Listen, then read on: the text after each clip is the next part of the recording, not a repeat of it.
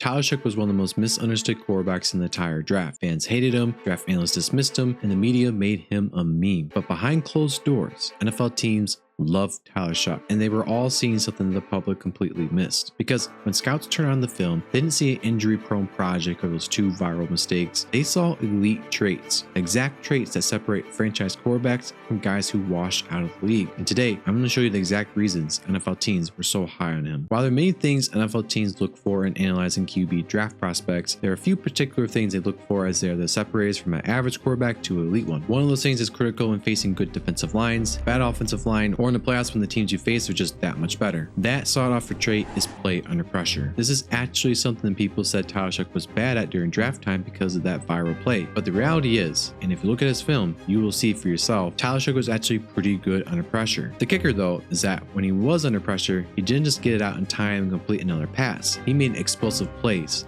big time throws, in critical situations as well. Let's look at what they saw. Against SMU, Tyler Shough will be facing one of the better pass rushes in the NCAA in 2024. Shough and the Louisville offense will be backed up near the end zone, so the pressure is on him mentally as well. Shough's going to take the snap, look toward the middle of the field to the safety, and to his left. Before Shough even gets to the end of the drop back, the right tackle's already let the edge rusher by. In most situations, this means an automatic sack, but Shough's going to pull off one of his special traits, that being pocket maneuvering. What he's going to do is move up in the pocket immediately, avoid the edge rusher's grasp, and move to his right. This leaves only 2 options. He can try to run to the edge and see if he can pick up the first down, or he can take the deep shot downfield. And what he does is take the shot downfield. The receiver catches it and the corner fails to tackle him and goes all the way down for the touchdown. Analysts would just say this is just another high leverage play, good for him. But in the recent games he's played so far against the Rams and the Panthers, he's turned out these high leverage throws. It's bad analysis by them because if you look at the film, you're going to see something different. Against Miami, another pretty good defense. It's going to be first down and 10, the coverage being cover 4 pre-snap, moving to what I think would be considered cover 0 post-snap, the corner coming down the blitz before holding back. Shough's going to get pressure pretty quickly with number 4 plowing through. He's really not going to have any time to maneuver this or get his feet totally set, but he throws his comeback route, clean throw, under duress. Against Miami again, it's going to be 3rd and 7, with it looking like Miami's going to send the house. Shough's going to get the snap out of shotgun. He's going to look to the running back and not throw it. Now, if you want to critique him, he should throw it to the running back. But we also see at the beginning of the play, these 2 guys blitz, and Shough does look over there at first. He's going to think he's going to get blocked up though. This is where he's not going to see what happens, as the outside guy is going to go inside, but the inside guy goes outside. This creates one unblocked, and he only sees it out of the corner's eye when it's too late. Now, going to narrative that everyone's painted about him, he's going to be terrible. He's going to make a back-breaking play or just get decked. What he's actually going to do is off-platform throw an accurate ball while taking a hit to the tight end, and tight end drops it. But to be fair, the tight end's getting tackled when he's trying to catch the ball. Point is, he places his ball perfectly at his hands. One last example, but it's against Notre Dame. Now for context, it's going to be 3rd and 7. Now it becomes pretty apparent Notre Dame's going to blitz with the linebacker creeping up to the line, but instead of sending 6, they're going to send 5. Shough taking the snap, looks to the middle, and briefly over to the right, with not much there, with the safety leaning to that side. That's when he looks to his left and sees the opportunity downfield. And just as he gets to the end of his drop back, 2 defenders are going to come free, and that's going to be pressure in Shough's face. But again, Shough stands in there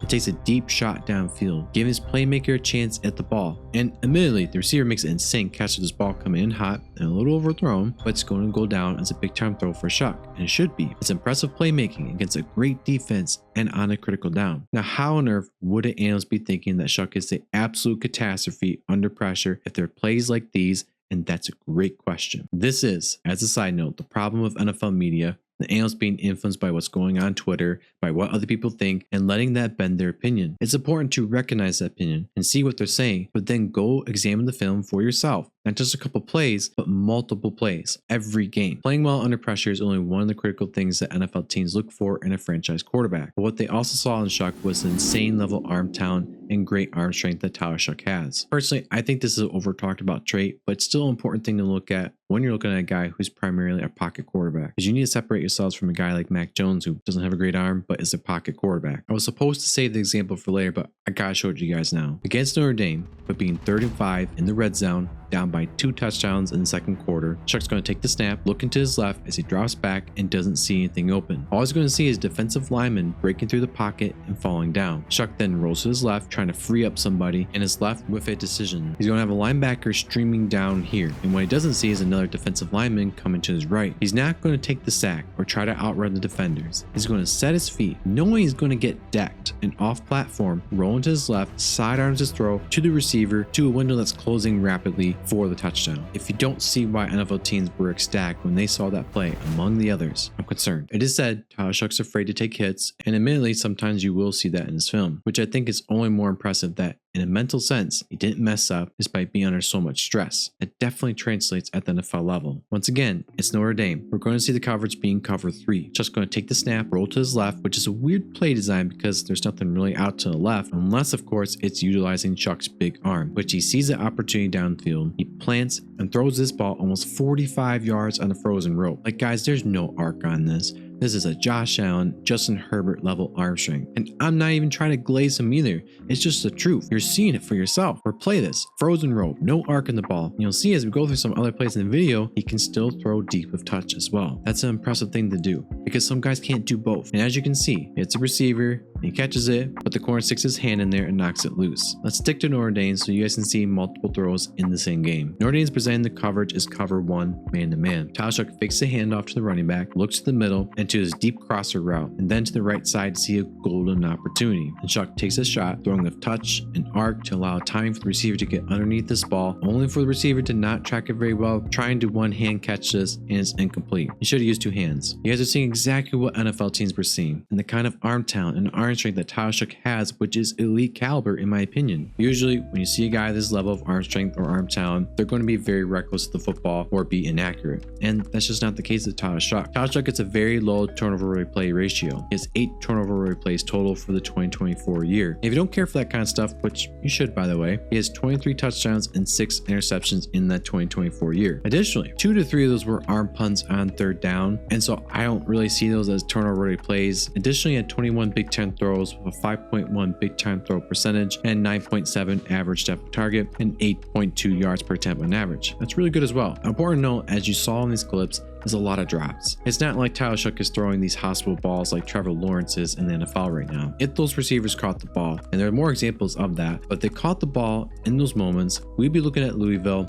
maybe making the playoffs and Tyler Shough's draft stock being way higher because he'd be in the spotlight more. But we didn't see that, so we can't assume he would have played the same way in the spotlight, except he kind of did. The other big thing that you could check off with Tyler Shough, something that NFL teams do pay attention to, I think should be taken into account of more, that is the level of quality of the defenses that a guy's facing. Because you can look at some guys every year for that matter, and some of their best games is against not great defenses. An example that I thought so many people missed on and didn't take into account of properly is Zach Wilson. Zach Wilson all the way back in 2020 was not facing great defenses. They were not to say nobody, but compared to the top level defenses at the time, they were not even close. For Tyler Shough, he faced some of the better defenses in college football. Notre Dame is the obvious one, as I pointed out earlier. Tyler Shough played very well against them, putting out multiple big time throws or explosive plays, whatever you want to call them, but in key situations. Nobody was talking about that at draft time. In fact, the top guys in the draft, Cam Ward and Shedeur Sanders, didn't face Notre Dame level defenses. Shough went up against Clemson also. Clemson was a good defense in 2024, and more importantly,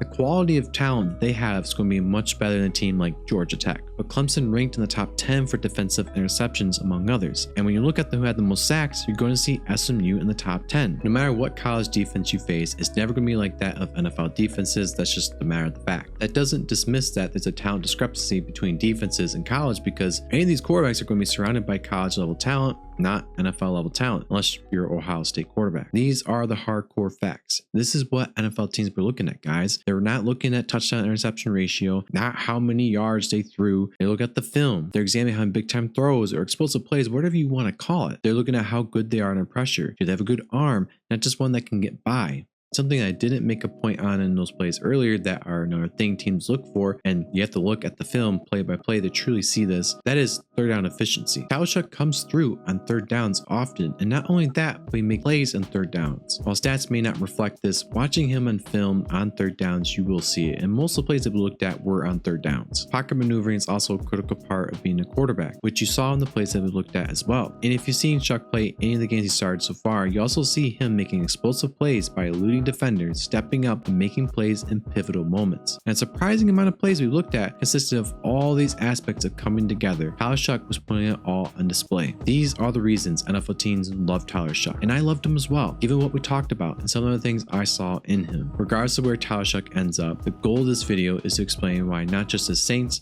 but many other teams were going to take him way higher than media had him. But what about a guy who's been in the league for 5 years now and is on his last stint as a starting quarterback? A guy who, if he fixed one thing, just one thing, he'd be a great quarterback. And if a couple other things related to the fix, he'd be considered the Jets quarterback of the future and an elite one. Check out that video here. And if you enjoyed the video, as usual, please leave a like and comment on the video.